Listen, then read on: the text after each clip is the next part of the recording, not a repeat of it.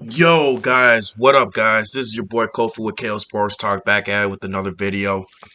And in today's video I want to talk about my top 5 head coaching candidates for this offseason for the Chicago Bears, and I'm going to give my insight on as to why I think these Bears should consider looking at these candidates for their next coaching career.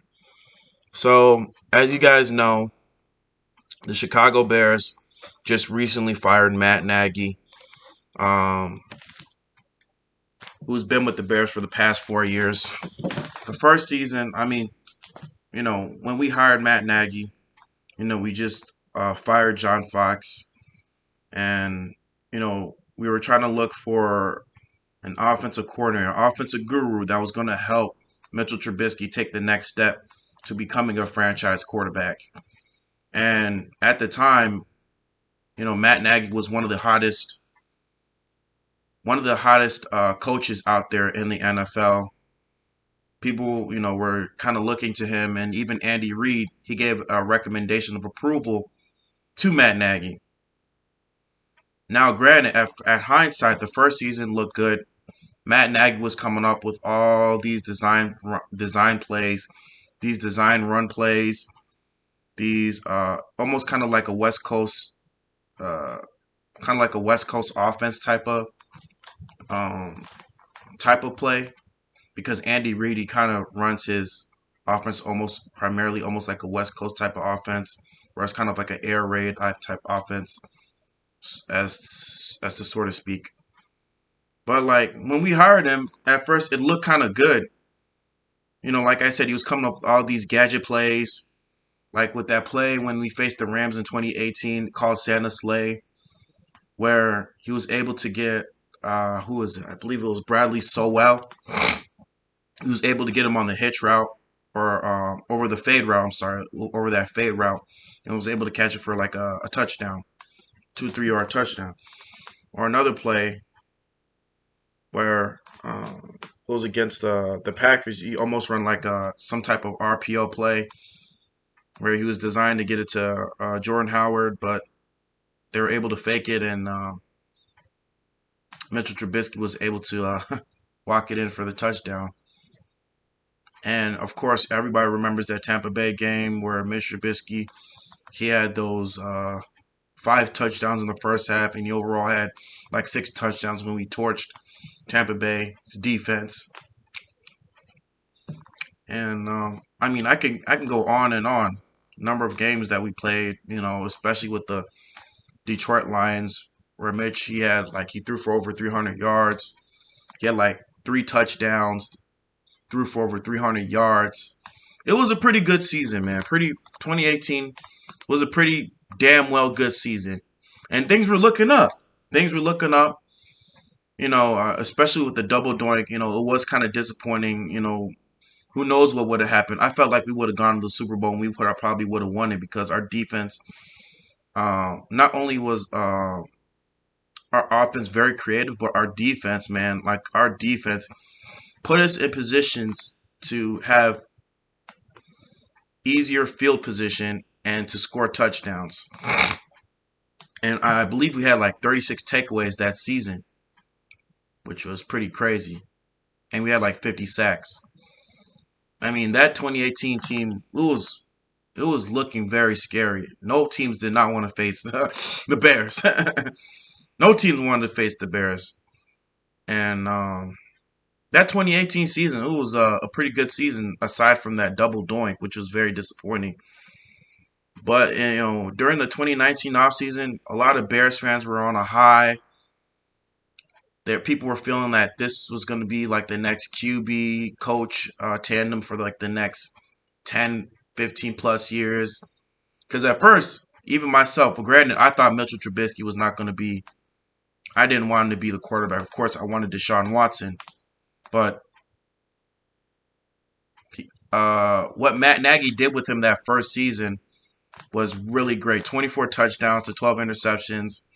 I think he had like a 94 or 95 QBR passer rating, which was third in the league behind, I believe, it was behind Drew Brees and Patrick Mahomes, who had also an historic season. I mean, things were looking up for us, you know? And everybody was looking to that 2019 season. When that 2019 season came, Matt Nagy started to change his offense drastically. He started making Mitchell Trubisky a pocket passer. He started designing plays that didn't fit to Mitchell Trubisky's strengths. And you already saw what happened. The 2019 season was pretty much not devastating, but it was a disappointment. We didn't make the playoffs. And plus, not only that, the NFL didn't give us any favors by giving us a tough-ass schedule. Then the 2020 season came. And there were even reports, even today, that Matt Nagy, he was saying, there were reports that Matt Nagy told Mitchell Trubisky that he was uncoachable. He didn't want to learn anything, according to Adam Johns. And then when that 2020 season came, you know, at first we were doing well. We were 3-1. That first game was quite a disappointment. Defense was playing well. We sacked Aaron Rodgers like 5 or 6 times. But Matt Nagy's offense, you know, he couldn't get Mitch going. He couldn't get Mitch going because he was running plays that didn't fit to Mitchell Trubisky's strengths. Running all these plays that didn't fit to Mitchell Trubisky's strengths. And then during the Atlanta game, he switched to Nick Foles. And Nick Foles only won like 2 games ever since then. And then he got injured in that Minnesota game. And then he brought Mitch back. And then Mitch, he won a few games. He won a few games. He won 3 or 4 games for us. And we were like scoring 30-plus points per game with Bill Lazor. And then we backdoored all the way into the playoffs, losing to Green Bay, which the game was primarily close. The score didn't indicate what the score really was. It was just, like I said, Matt Nagy. He didn't design plays to help his offense, to help Mitchell Trubisky. And at the end of the day, Mitchell Trubisky was the scapegoat. And then going into the 2021 season, George McCaskey was saying that Matt Nagy and Ryan Pace are upstanding characters.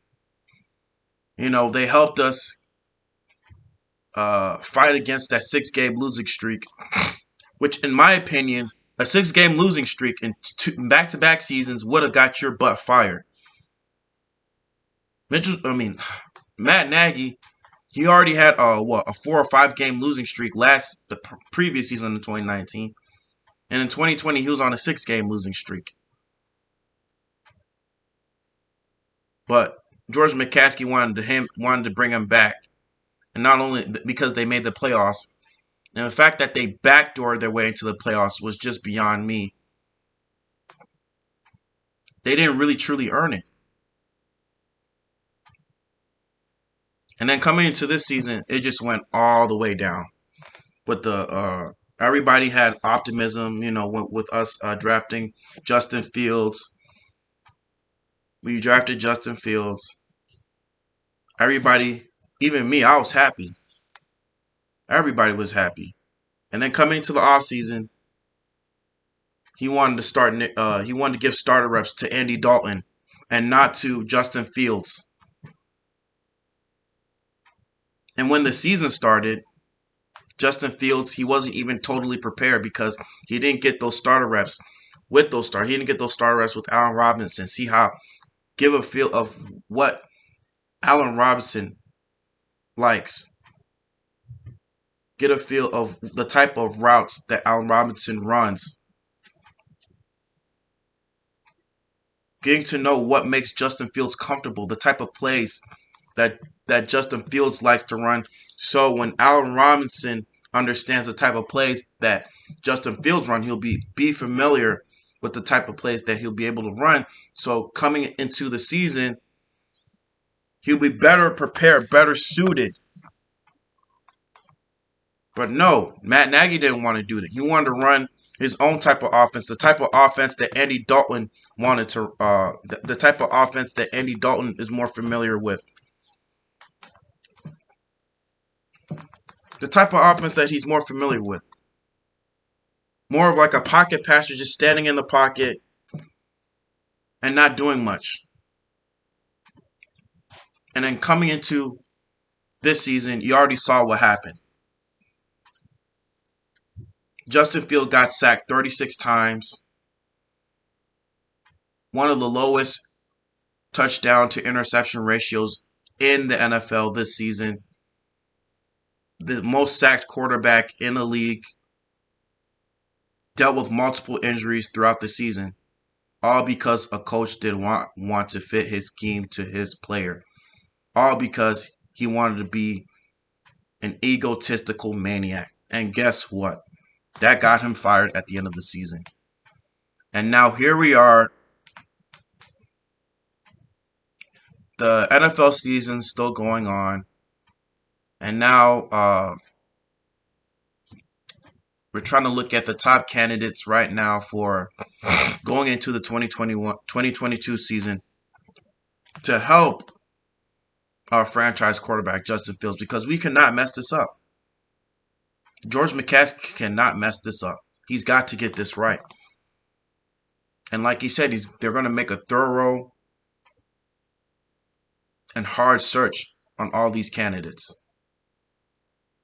But with me, I'm going to give you my top 5 candidates on who the Bears should hire this season. My number 1 candidate on who the Bears should hire this season, number 5 is Byron Leftwich. Byron Leftwich, I get it, former NFL player, former NFL quarterback who played with the Jaguars. He was kind of jumping around certain teams, but primarily he was known for playing with the Jaguars. He was an offensive coordinator for the Tampa Bay Buccaneers. Last year they won a championship. Number 5, the reason why I think he should be somebody that you should look at, not because he has Tom Brady, but the way that he runs his offense, the way that, he was able to turn Jameis Winston to becoming almost like a Pro Bowl quarterback besides those 30 interceptions, is because he runs almost like a dynamic offense. He runs a very, very dynamic offense. He runs kind of a play between, doing certain run plays, doing a mix, doing a balance of running plays and also passing plays. And he's also helped, Tom Brady play almost like an MVP type of quarterback, What was I gonna say? Because what was I gonna say? He's helped to command more of the offense. Even Bruce Arians said that Byron Leftwich, he commands the Buccaneers offense. He runs most of the Buccaneers offense. He doesn't run it. Bruce Arians doesn't run it. It's all run by Byron Leftwich. And I think that Byron Leftwich, he could help Justin Fields cater to his strengths, cater to his play set, because we already know that Justin Fields, even though he runs a 4-4, he's not always trying to look to just run the ball all the time. He's always looking to throw the ball, looking to find the open receiver. And him paired with Byron Leftwich could be a very, very deadly combo. Very deadly combo. And especially with the way he's also transformed Leonard Fournette. He's helped to revive Leonard Fournette's career to becoming one of the most premier running backs in the league. He's helped to revive his career. And like I said, he's also helped Tom Brady play like an MVP type of player. Or type of quarterback, I'm sorry. Play like an MVP type of quarterback. Number 4 on the list, who I think should be the quarterback, is Kellen Moore. Kellen Moore, and like I said, another former NFL quarterback who's played with the Detroit Lions, who's really helped to transform Dak Prescott into an elite passer and a dual threat type of quarterback. Kellen Moore, don't underestimate him because he's young. Don't underestimate him because he's young. This guy is a smart mind, a very cunning and smart mind, and sometimes when he runs his plays, he's always running his plays very cold and calculated. He's always looking to take deep shots. He's always looking to make uh those deep throws with Dak Prescott. Always looking to make sure that his offense is always explosive. And this season, he's helped Dak Prescott become elite, one of the most dual threat elite QBs in the league. And you already see it this season. He's helped turn this Dallas offense into one of the top 10 offenses in the league. And I feel like that he can also help Justin Fields become the quarterback, or turn him into the quarterback that he needs to be. Another one, number 3, is Jim Harbaugh. Jim Harbaugh, he's helped to transform the Michigan Wolverines program into one of the top programs in the league. This past season with the Ohio State Buckeyes, he beat the Ohio State Buckeyes in the Big Ten playoffs. He's helped Michigan get to the Big Ten playoffs. Granted that they lost to Georgia Bulldogs, he's really helped to transform that program way upside down. And let's not forget, he also helped Colin Kaepernick become a very competent quarterback in the NFL and lead them to the Super Bowl. And I feel like with Jim Harbaugh under his guidance, he can also help Justin Fields become more of a dynamic passer. And not only that, he's 4-0 against the Green Bay Packers, and the Bears have had a hard time the past 10 years since Lovie Smith left. The Bears have only won 5 games against the Green Bay Packers, which is unacceptable. And I think with Jim Harbaugh's guidance, he can help guide this team. And not only that, Jim Harbaugh said that the Chicago Bears is one of his dream jobs that he wanted to coach.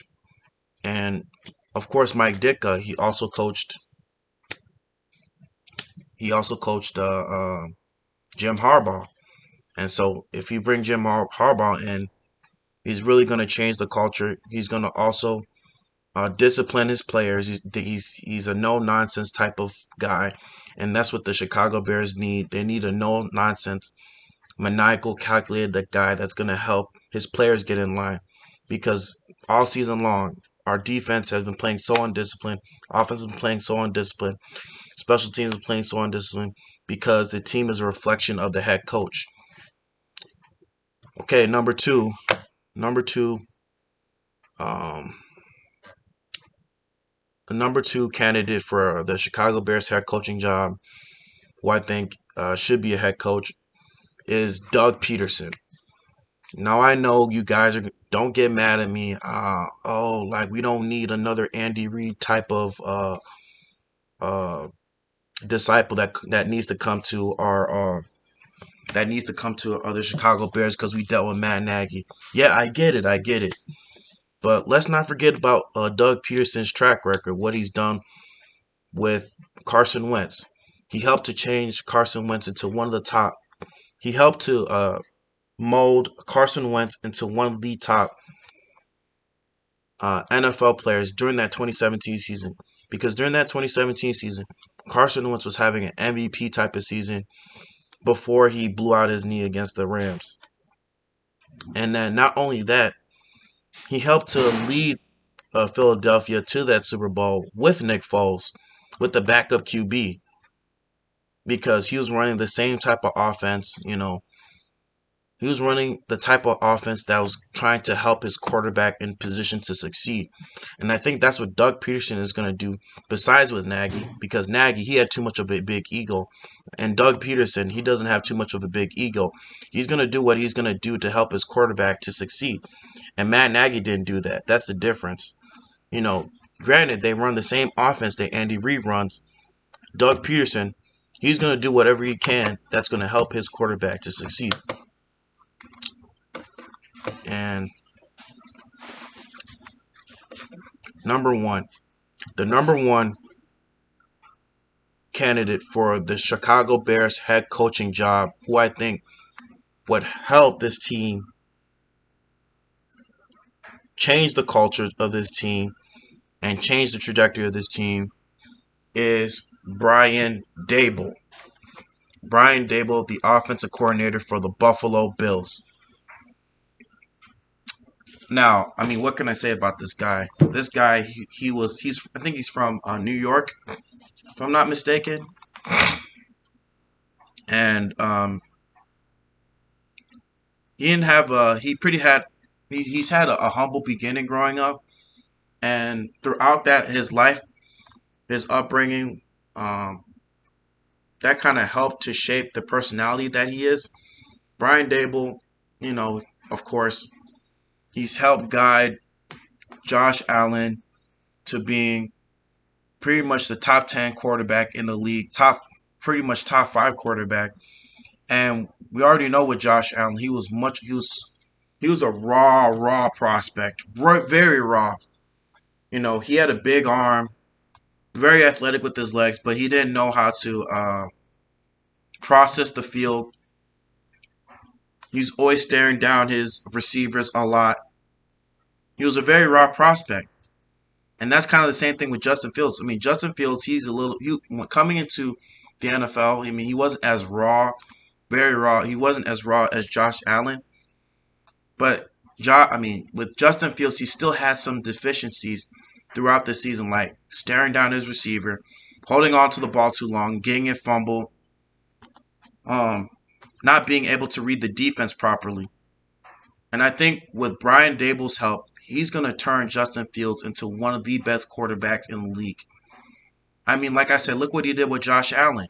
Josh Allen, he had the same problems that Justin Fields is having almost. And look at Josh Allen now. Y'all already saw what happened yesterday. They blew out the New England Patriots, the freaking New England Patriots, the Bill Belichick-led New England Patriots. Blew them out the get-go. Touchdown. Next possession, a touchdown. First possession was a 5-yard run. Or no. I'm sorry. The first possession was I think a 14-yard pass to Knox. Touchdown. And granted, I don't even know how Knox was able to make that catch and how Josh Allen was able to make that throw. He couldn't find any open receivers, but he was able to thread that needle and get that touchdown. And not only that, they never punted the ball. They never punted the ball the whole entire game. The whole entire game, they never punted the ball. The Patriots had no answer for Josh Allen. Had no answer for Josh Allen and Brian Daboll's offense. Because they knew coming into the game that the Patriots were going to try to take away Josh Allen's ability from running the ball. Not only running the ball, from throwing the ball, because they know how much of a deep threat Josh Allen's arm is. But they had no answer. And Brian Daboll, he freaking carved up that Bill Belichick's defense. Made him look silly. And with Brian Daboll's help and with his guidance, he's going to make this Bears team, I feel, one of the top teams in the NFL. If he is hired for this team. And like I said, all the type of deficiencies that Josh Allen had is almost similar to what Justin Fields has. And I feel like he could help him. He could help Justin Fields become the franchise quarterback the Chicago Bears need. But anyway, guys, this is your boy Kofi. Those are my top 5 candidates for the Chicago Bears this season. And stay tuned, guys. I'm also going to do a KO Sports Hangout probably this Thursday or Friday. And so also CEO, come out to my stream or wherever it is. I can come out to your stream or come out to Mr. YTC stream, or you can come out to my stream. And you can also private message me your Cash App, bro, so I can send you the $100. But anyway, guys, this is your boy Kofi with KO Sports Talk, back at with another video. And yeah, guys, I'm out. Peace.